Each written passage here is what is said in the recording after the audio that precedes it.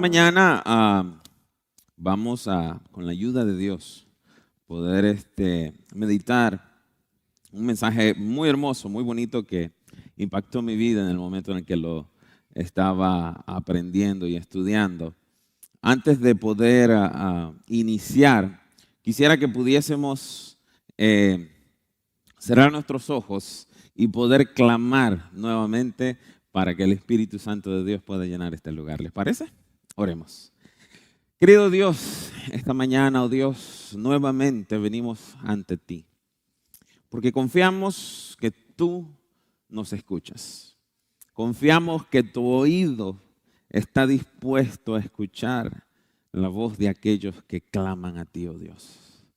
Por esa razón, imploramos nuevamente para que tú seas el invitado principal en este lugar esta mañana. Que sean tus palabras, oh Dios, las que puedan ser habladas. Que tu Espíritu Santo pueda llenar este lugar. Gracias, porque sabemos que nos escuchas. Lo pedimos todo en el nombre de Jesús. Amén y amén. ¿Cuántos de ustedes nos visitan esta mañana que no son miembros de esta iglesia? Levanten su mano los que no asisten normalmente a esta iglesia. Levanten su mano, por favor. Levanten su mano. Muy bien, téngala ahí arriba. Ahora, los que son hermanos, que son miembros de esta iglesia, por favor vean todas esas manos, ¿verdad? Y vamos a darles una bienvenida. A mí me encanta siempre dar esta bienvenida. Ya puede bajar su mano. Ahora, todos ustedes son bienvenidos, pero la iglesia de Fresno, por lo menos cuando estoy aquí, me gusta recordar esto, porque esto es muy bonito. Ustedes saben que Dios les ama, ¿correcto? Dios les ama. Pues esta iglesia también les ama. Entonces, yo voy a decir, queridos hermanos que nos visitan esta mañana, la iglesia de Fresno quiere decirles que Dios les ama. Y la iglesia de Fresno, ¿qué es lo que va a decir?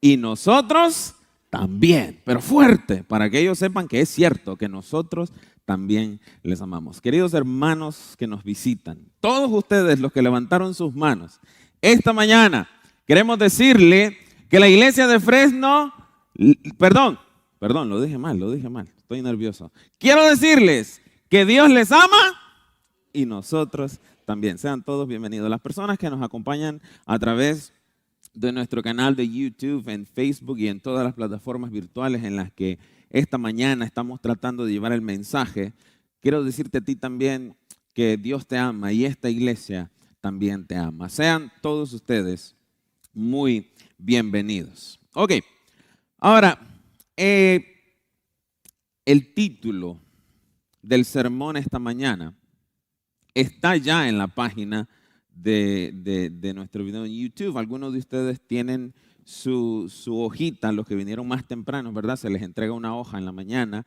al programa de escuela sabática donde aparece toda la información ahí. Algunos de ustedes ya saben cuál es el título del sermón, pero por si no, pues quiero compartirlo con ustedes. Litos, L-I-T-H-O-S, una palabra griega, litos, la piedra en el sepulcro.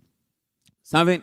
Yo tengo un deseo muy importante esta mañana y es que en todo momento, cuando tú y yo nos permitimos o nos damos el tiempo para poder abrir la palabra de Dios, mi deseo es que Dios siempre pueda iluminarte, que Dios pueda iluminar mi vida, que Dios pueda mostrarte un camino, que Dios pueda mostrarte verdades maravillosas que llenen tu corazón, que cambien tu vida.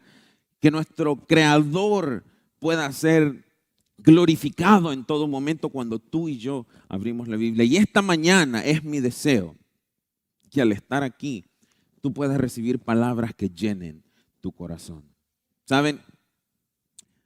Hoy tengo el privilegio de estar ante ustedes y agradezco a Dios cada oportunidad que es así.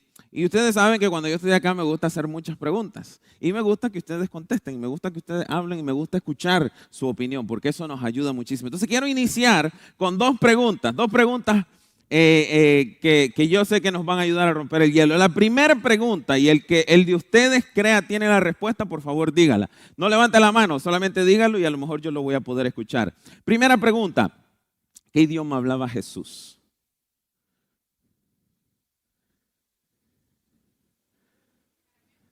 Arameo, muy bien. Ahí tenemos, primera pregunta, primera respuesta. El idioma que hablaba Jesús era arameo. Si no lo sabías hasta hoy, pues ya hoy lo sabes. El idioma que habló Jesús era arameo. Segunda pregunta. ¿En qué idioma, en qué lenguaje fue escrito el Nuevo Testamento? Griego. Muy bien. Dos preguntas muy importantes. Y es importante para lo que vamos a estar estudiando esta mañana. Recuerda eso, ¿ok? El idioma, entonces, que es muy importante. Siempre lo he dicho, y en la última ocasión en la que estuve acá, podía compartir con ustedes y les decía que cuando estudiamos la Biblia, cuando estudiamos principalmente, por lo menos en el caso de esta mañana, que es el Nuevo Testamento, nosotros tenemos que, o como recomendación, es quitarnos los lentes de nuestra cultura, de nuestro pensar, de nuestro entender, de lo que nosotros creemos y ponernos los lentes de la sociedad, del momento, del lugar, de la hora en la que estos escritos, fueron hechos.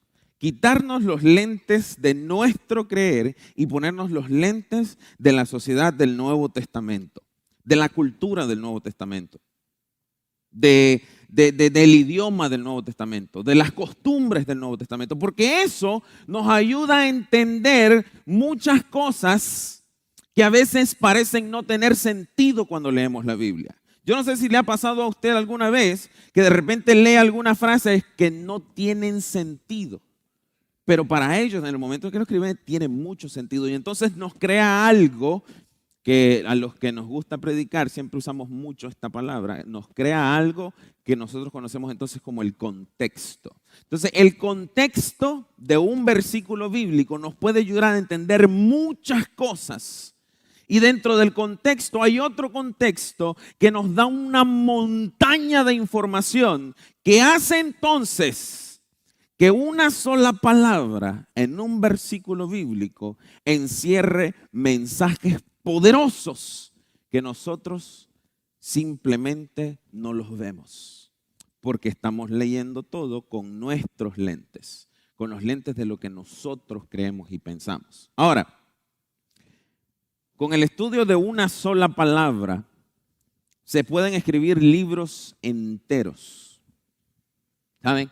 Estaba yo siendo pasante de la maestría en estudios de teología con algunos de los pastores de la Conferencia Central. Y una de las asignaciones que nos dieron en las clases de griego era hacer un estudio de una palabra. Era la tesis final de esa clase, hacer el estudio de una palabra. Una sola palabra. Yo me quedé asustado. Algunos de ustedes, hoy el hermano Mera me preguntaba cuando vio esto acá y me dijo, ahí está todo. Y entonces yo le decía, ahí está todo. Yo tengo como unos 3, quizás 4 de estos llenos de sermones. Pero son sermones enteros. Cuando yo estaba haciendo el estudio de esta palabra, yo me quedé asustado de la cantidad de páginas que estaba llenando con una sola palabra. Y es que con una sola palabra se pueden escribir libros enteros.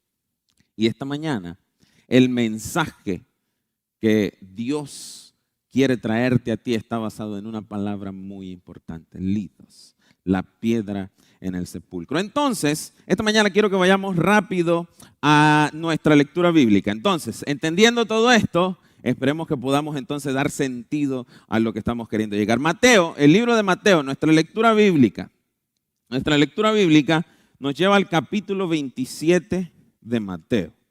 Capítulo 27 y el verso 60. Capítulo 27, verso 60. Cuando lo tenga, diga amén. Amén. Ya estamos ahí, 27, 60. ¿Lo tenemos? Amén. Los hermanos que nos están viendo allá por nuestro canal de YouTube, te invito a que también puedas buscar en tu Biblia. Capítulo 27, verso 60.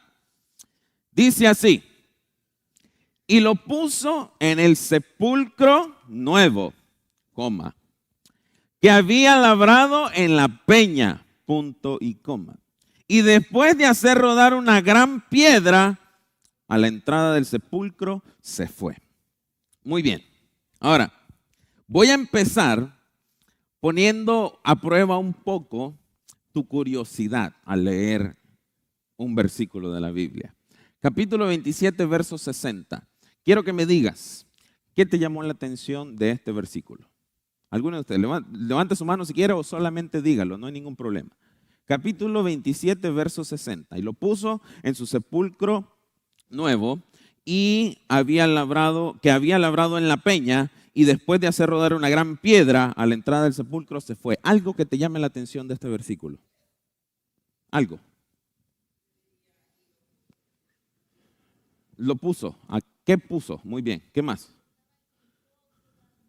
Entró a un lugar nuevo, dice algo nuevo, un sepulcro nuevo. Ok, ¿qué más te llamó la atención? Ajá, acá. ¿Qué dijiste? Una peña, y por aquí dijeron ¿qué? Una peña y una piedra. ¿Qué pasó ahí? ¿Por qué primero dice peña y después dice piedra? ¿Qué diferencia hay entre una peña y una piedra? Una peña y una piedra puede ser más pequeña, ¿no? Ahora, entonces, vea, mira qué interesante. Entonces, ya vamos viendo algunas cosas importantes. Entonces, en este versículo, para referirse a estas dos cosas, el escritor Mateo, cuando lo escribe en griego, usa dos palabras diferentes. La primera, para referirse a la peña, usa Petra, porque es grande. Una peña es algo grande. O sea, no estamos hablando de una piedra que tú puedes cargar. Una piedra, tú podrías decir que tú puedes cargar una piedra. Decimos algunos de nosotros cuando nos referimos a veces a algunas historias, dice, agarré una piedra y la tiré. Porque una piedra, tú entiendes que, o sea, la puedes cargar, la puedes mover, una piedra, no es pequeña. Entonces, el escritor, para referirse a la primera peña, usa una palabra que en griego es Petra, Petra, de donde se origina Petra, piedra, peña, Petra. Pero para referirse a la segunda piedra de la que habla, porque dice en el verso, después de hacer rodar una gran litos. La palabra que utiliza ahí es litos. Primero Petra y luego litos. ¿Está bien? Mira qué importante que es esto. Mira qué importante que es esto. Entonces recuerda, Petra y litos.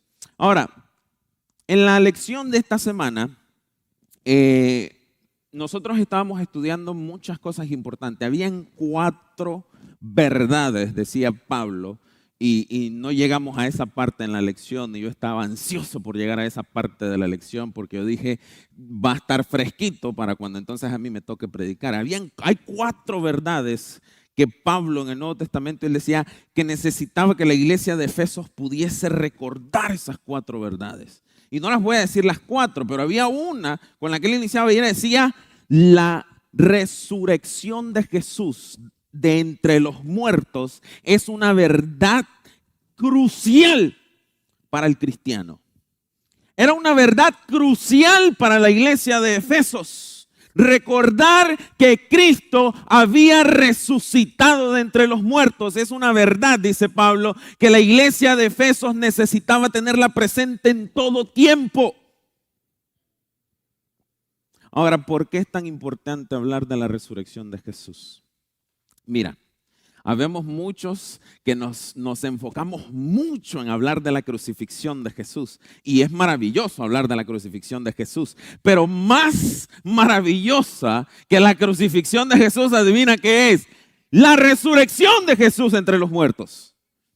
Porque eso entonces es lo que da el fundamento básico para que entonces nosotros creamos que Jesús es Dios.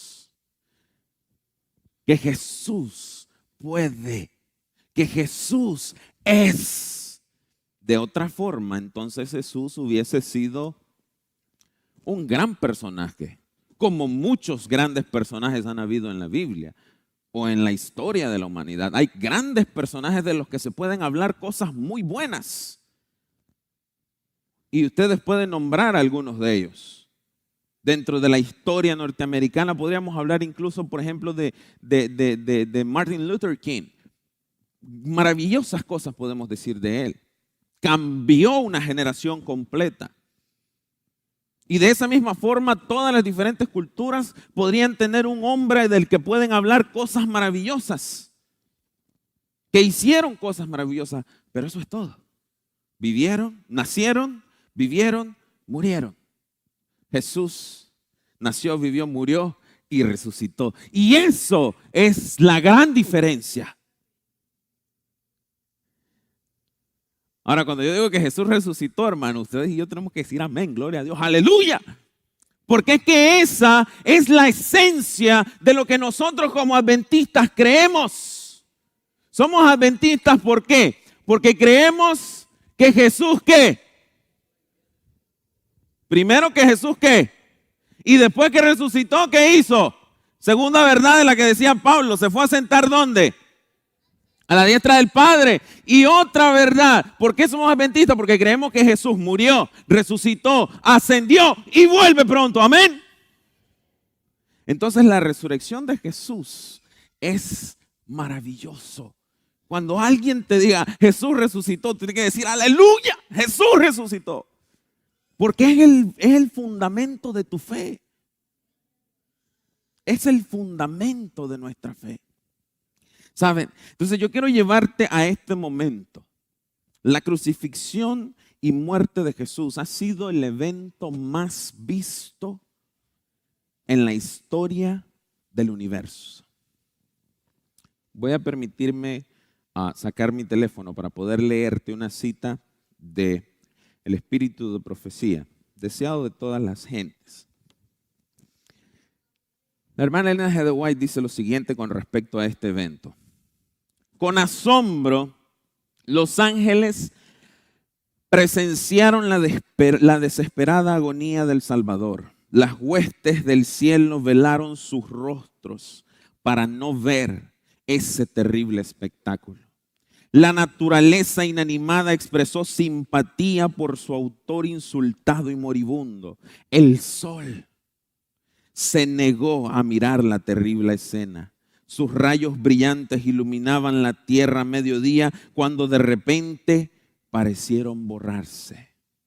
Como fúnebre mortaja, una oscuridad completa rodeó la cruz. Fueron hechas tinieblas sobre toda la tierra. Estas tinieblas que eran tan profundas como la medianoche sin luna ni estrellas. No se debía a ningún eclipse ni otra causa natural. Era un testimonio milagroso dado por Dios para confirmar la fe de las generaciones ulteriores. En aquella hora terrible, dice, si su gloria hubiese fulgurado de la nube, habría quedado destruido todo espectador humano en aquella hora terrible. Todos estaban pendientes. Dios mismo estaba pendiente y deseaba estar ahí. Este evento es el evento trascendental de la historia de la humanidad. Ahí está Dios mismo siendo crucificado. Ahí está Dios mismo entregando su vida pura y santa, libre de toda mancha, libre de todo pecado. Ahí está. Es la historia, la escena más desgarradora, dice la hermana White. Dice que el sol mismo no deseaba, ocultó sus rayos, no había las estrellas, la luna, los ángeles tapaban sus ojos. Una escena desgarradora. Y ahí estaba Jesús, lleno de temor, dice el espíritu de profecía. Es más, la Biblia narra que anteriormente a esto, en el monte de la transfiguración, Jesús derramaba lágrimas de sangre, dice la hermana White, al sentir el peso del pecado en sus hombros. Y clamó a su Padre y le dijo: Padre mío, si es posible, si hay alguna otra forma, decía Jesús, que yo pueda salvar a la humanidad, por favor dímela. Dime cuál es esta otra forma, porque esto es demasiado. Sin embargo, al final dice Jesús, que no se haga mi voluntad, sino la tuya. Así de pesado Y así de dura fue esta escena, así de desgarradora. Allí estaba entonces el Salvador del mundo muriendo por tu pecado y por mi pecado. Cuando el pecado entró al Edén, entonces, junto al pecado, entró la solución al pecado. Romanos 6:23. Quiero que ustedes y yo vayamos a su Biblia. Busquen en su Biblia, porque entonces, si no lo puede leer usted en la Biblia, entonces puede parecer que quizás nosotros estamos diciendo o inventando algunas cosas acá, pero no podemos hacer eso. Romanos 6:23, cuando lo tenga, diga amén, y si alguno de ustedes lo puede leer en voz alta y fuerte y clara, por favor. Romanos 6:23. Cuando el pecado entró al Edén, junto al pecado entró la solución al pecado. Romanos 6:23.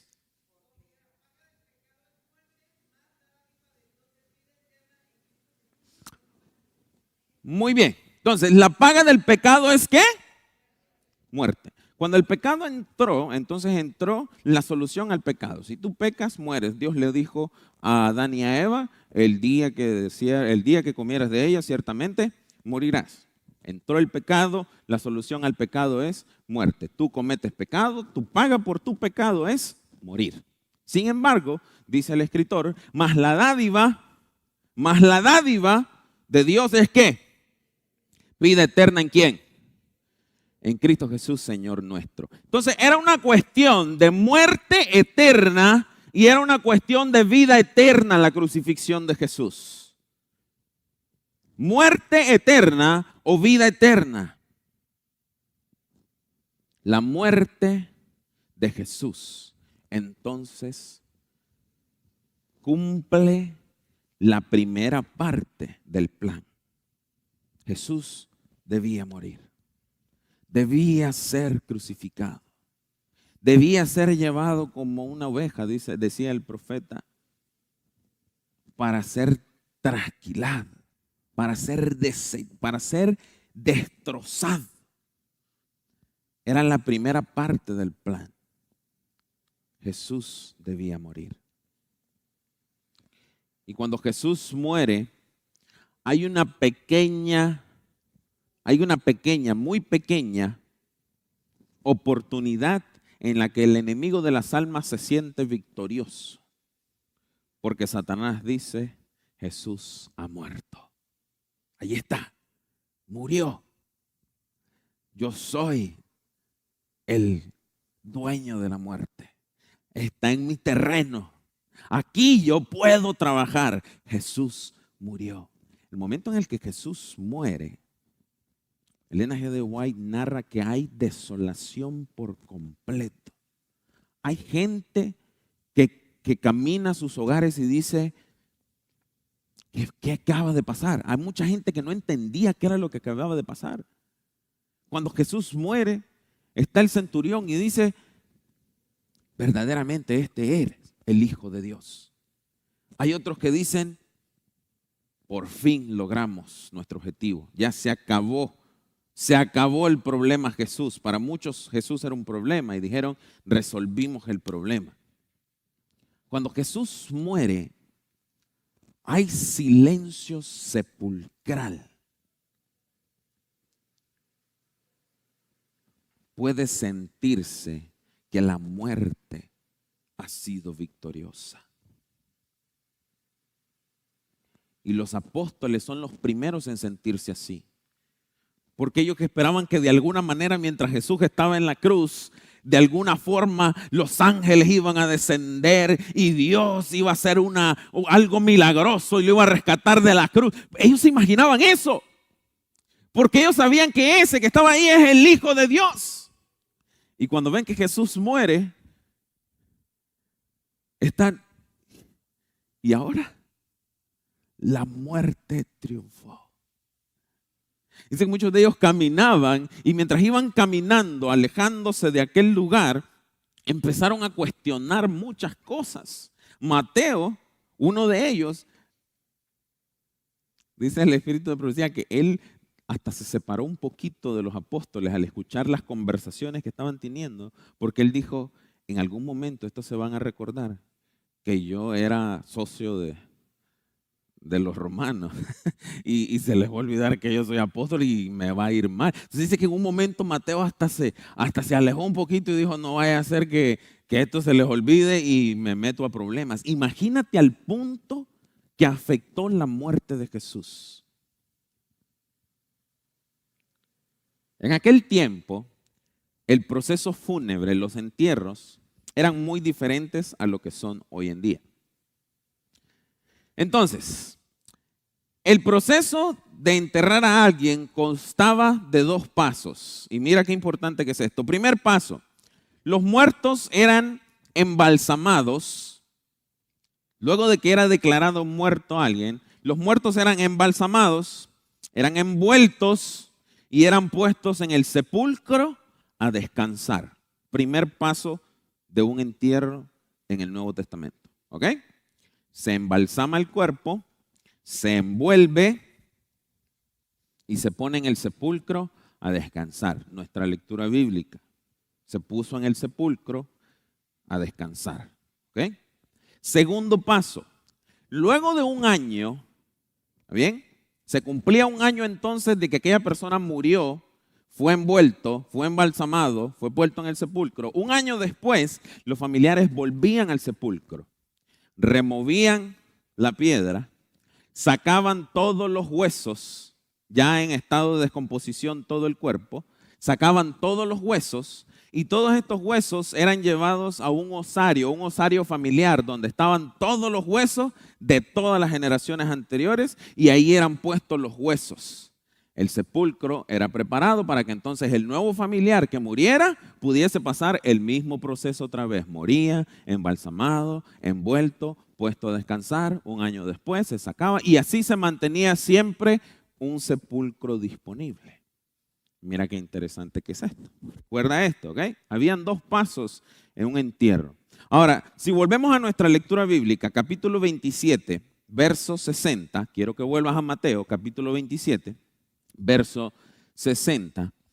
Te voy a mover un poquito antes, al versículo 59, justo antes de nuestra lectura bíblica. Verso 69, perdón, no capítulo, verso 59. Verso 59, 27, 59. Y tomando José, ¿qué José es este? José de Arimatea, muy bien. José de Arimatea. Lo envolvió, ¿en qué?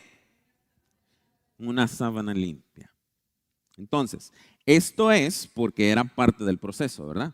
Parte del proceso era embalsamarlo y envolverlo. Pero aquí hay algo que no concuerda. Y voy a hacer un pequeño paréntesis. Aquí hay algo que no concuerda. Cuando la persona moría, era embalsamado y era envuelto en cualquier otro tipo de ropa que no fuera nuevo. ¿Por qué? Porque se sabía que cualquier tipo de tela que se utilizara para eso era pérdida total. Entonces se utilizaba cualquier tipo de ropa que la persona hubiese usado durante su vida para entonces ponerla en el momento en el que se enterraba. Pero acá dice que José lo envolvió ¿en qué? Cuando nosotros estudiamos la historia y vemos durante los diferentes evangelios, nos encontramos que llega un momento en el que José pasa comprando una sábana totalmente nueva. No solamente es limpia, es nueva. Y la forma en la que se describe esta, o la palabra que se ocupa para describir esta sábana, esta túnica, es sindom. La sindom. Es una sindom. Lo que José compró fue una sindom. Y te voy a decir por qué es importante la sindom. La sindom es importante porque la próxima vez que yo tenga la oportunidad de predicarles a ustedes, les voy a preguntar sobre la sindom, ¿ok? Así que recuérdese, la sindom. Lo que José utilizó para envolver a Jesús, ¿cómo se llamaba?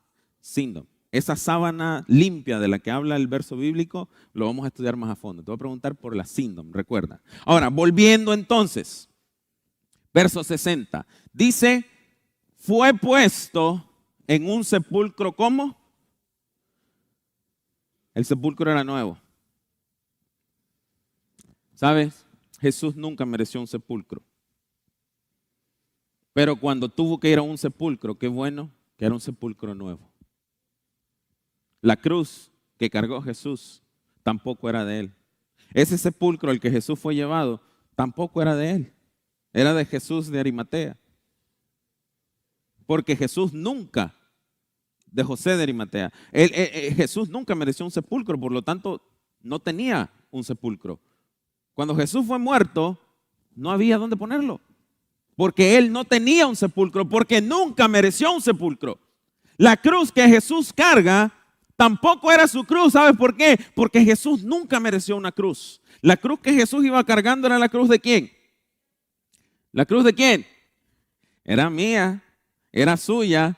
Pero ¿sabe quién entendió mejor que nadie ese dicho de que Jesús cargó mi cruz? Barrabás. Porque la cruz que Jesús iba cargando era la de Barrabás. El que debía llevar esa cruz era Barrabás. Entonces ni la cruz que Jesús cargó la merecía, porque él no merecía una cruz. Ahora, entonces estamos viendo que Jesús muere y alguien se encarga de que Jesús cumpla con los pasos de la muerte, que es embalsamarlo y ser puesto en un sepulcro.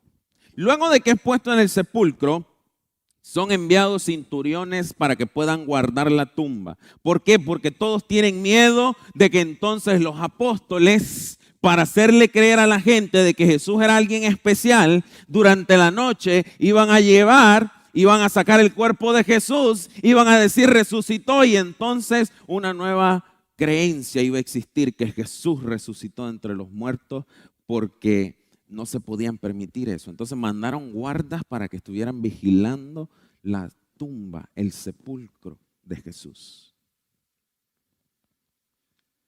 La tumba fue sellada. El guardia estaba vigilando. Es sábado y Jesús descansa. A la siguiente mañana, las dos Marías, dice el Evangelio, las dos Marías caminan y se apresuran tempranito en la mañana, cuando todavía estaba oscuro, se apresuran a ir a la tumba de Jesús.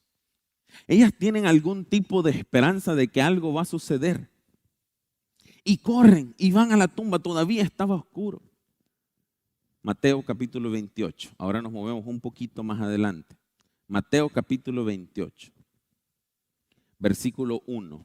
Pasado el sábado, al amanecer del primer día de la semana, fueron María Magdalena y ¿quién? La otra María, por eso decía yo las Marías, ¿verdad? Las dos Marías fueron para allá. Un gran terremoto de repente sacude la tierra. El guarda empieza a temblar y toma sus lanzas tratando de encontrar de qué defenderse, porque la tierra se estremece por completo. Y cuando de repente abren sus ojos, el sol brilla y se dan cuenta que están ante la presencia de un ángel majestuoso.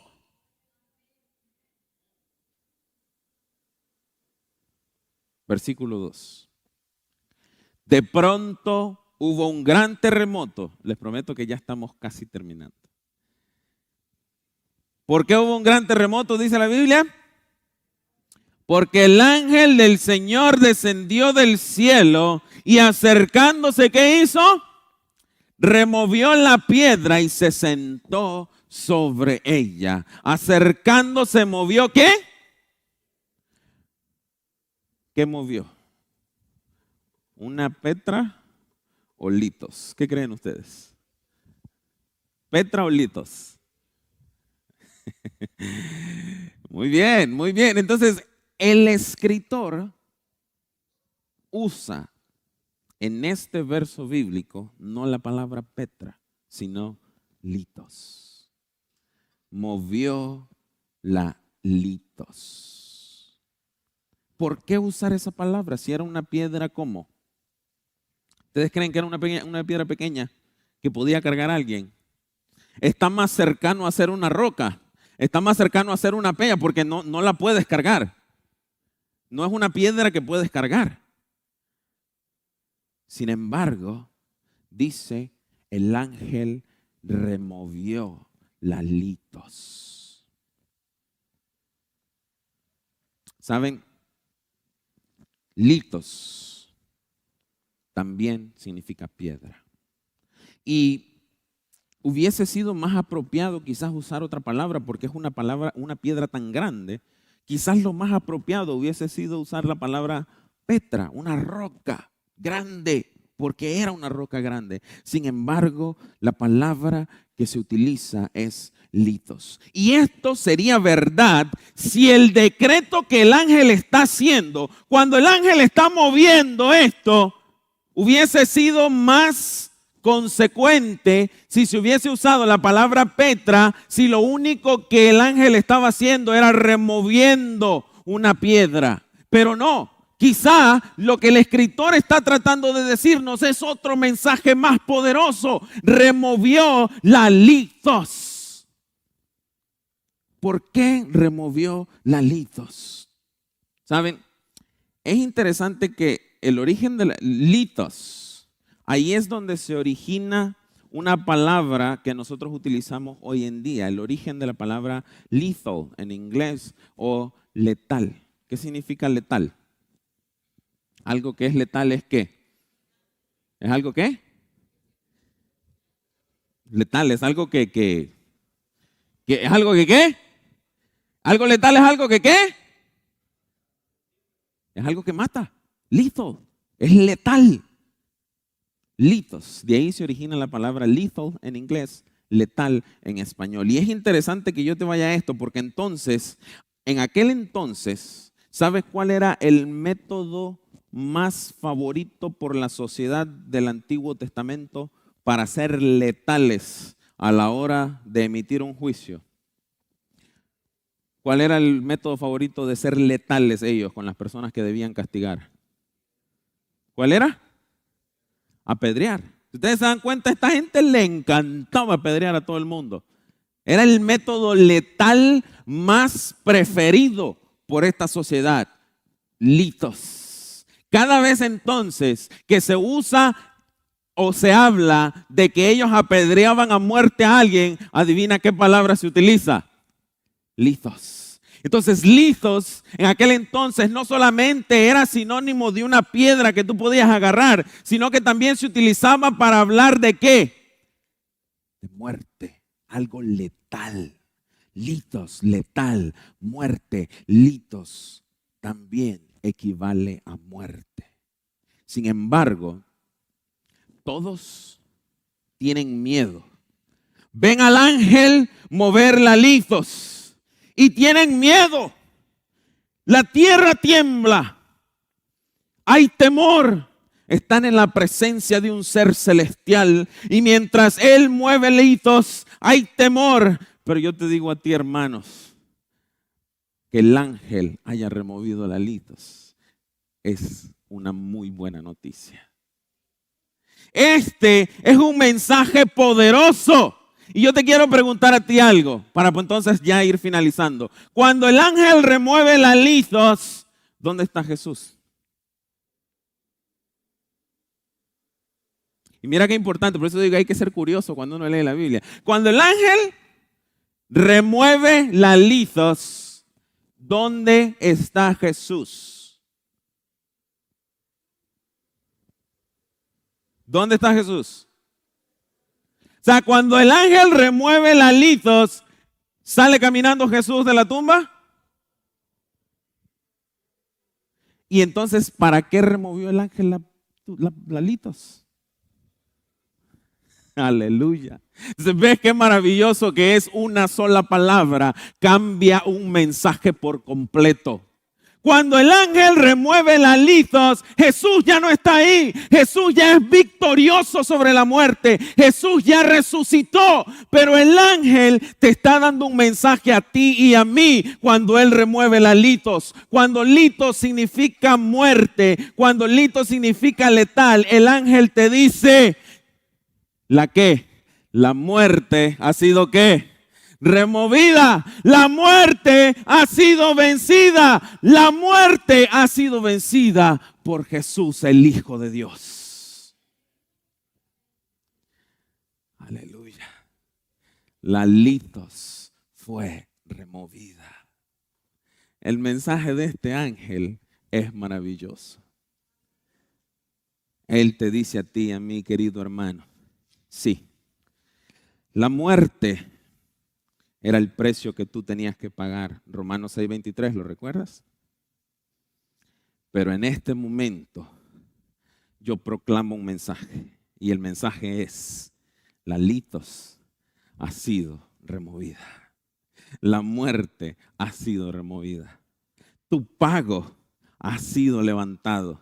Tu pago ha sido hecho efectivo y Jesucristo ha resucitado. Amén.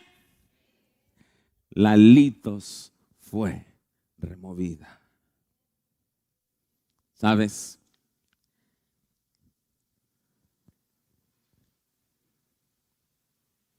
La litos entonces encierra un mensaje poderoso.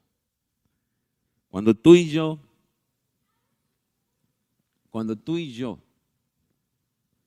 estudiamos la Biblia, yo quiero invitarte a que seas curioso con la Biblia, a que te detengas un poquito más en el versículo. Lucha con el versículo, trata de entenderlo. Te invito a que de vez en cuando te quites los lentes tuyos, de tu creencia, de tu actualidad, de tu cultura, de tu pensar, y utilices el de ellos, porque al utilizar el de ellos, grandes mensajes están ocultos. La muerte fue removida, gloria a Dios. La muerte fue conquistada, gloria a Dios. La litos fue removida y Jesús vive. Jesús vive y la litos fue removida. La litos fue removida de tu vida y de la mía si aceptas el nacimiento, la vida, la muerte, pero sobre todo la resurrección de Jesucristo. La litos será removida de tu vida también. ¿Sabes? Esta mañana yo quiero invitarte a que si has escuchado de Jesús, no solamente pienses en Él como un gran profeta, como alguien que cambió el mundo entero, como alguien que marcó la historia de la humanidad. Y cuando pienses en Jesús, pienses en aquel que es la dádiva de Dios. Romanos 6:23 dijo: la paga del pecado es litos, muerte. Pero la dádiva de Dios es vida. No cualquier vida. ¿Qué tipo de vida? Vida eterna. ¿En quién? En aquel que venció la litos. Yo te invito a que no solamente valores la vida de Jesús, que no solamente valores los milagros de Jesús, que valores la resurrección de Jesús, porque en la resurrección de Jesús está nuestra esperanza de vida eterna.